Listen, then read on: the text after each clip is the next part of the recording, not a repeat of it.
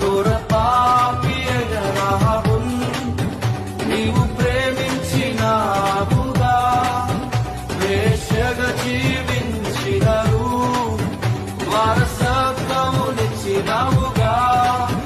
నా పాపమై నా శాపమై మరణించిన నా యేసయ్యా, నా నీతి అయి నిత్య శాంతి అయి నా తోడుండు నా దైవమా. నా పాపమై నా పాపమై నీ శాపమై నీ కొరకే మరణించినవాడు, నీతిగా నీ కొరకు నిలబడి ఇక తిరుగు లేని జీవితము నీవు నిలిచినవాడు. ఇక దేనికి ఆగుతున్నావు? ఇక ఎవరిని నాకుతున్నారు? నీ కష్టం నేను ఆపుతుందా?